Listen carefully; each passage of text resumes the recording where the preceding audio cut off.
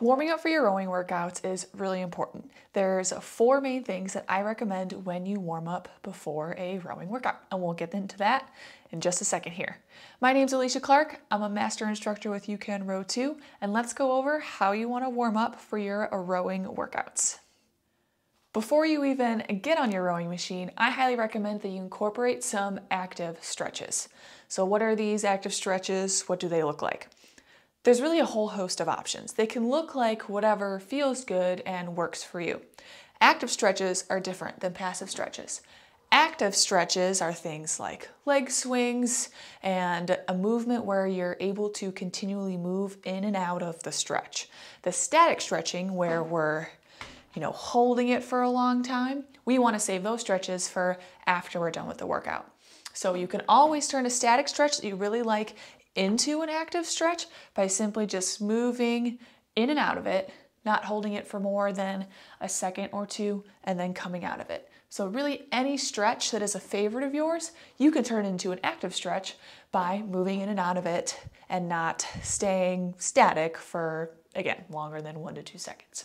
The next thing that I would do is to get on your rowing machine and start with 1 to 2 minutes of drills. This could be a different drill each day. There's a whole host of drills you can do. The pick drill, reverse pick drill, cut the cake, pause drill, any of those to help get your rowing stroke ready to go, hitting those body positions and loosening you up before you get into the third thing, which is some moderate rowing.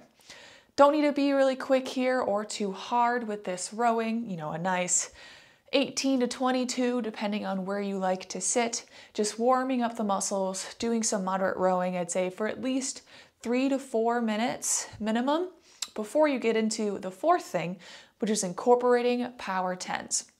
What a power 10 is when you decide to push a little bit harder, go for 10 hard strokes. It can be at a certain stroke rate. It can just be as hard as you can. That will depend on the workout that you're doing. I'll also go into here as well that how long your warm-up is going to depend on what exactly you're doing in your rowing workout. If it's a longer steady state piece, you probably could work your warm-up into your first piece, or just that's the start of your workout. The drill and the moderate rowing maybe just turns into the longer steady state piece, and that's perfectly fine. If you're doing some intervals though, important to put in some power 10s. Those intervals are a little bit longer. They're not too much of a higher stroke rate. Maybe they're 24, 26. Maybe you only need 1 or 2 power 10s with about 90 seconds in between, just to paddle it out. To get that heart rate up a little more, practice that higher stroke rate. If you got some really short and fast intervals where you're getting that stroke rate up pretty high, I recommend getting a couple more power 10s in there. You might want to do 3 or 4 to really get yourself warmed up. Again, if you're putting 90 seconds in between each of those power 10s, you might be rowing for a good, at least 10 minutes, maybe closer to 15 minutes if you're doing longer or shorter pieces and shorter intervals with longer rest. So the shorter the pieces, the harder you're going to be rowing, the longer your warm-up is going to get.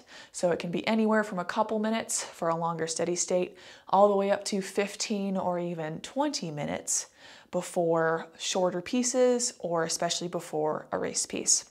So those are some things that you want to consider when you are warming up for your rowing workout.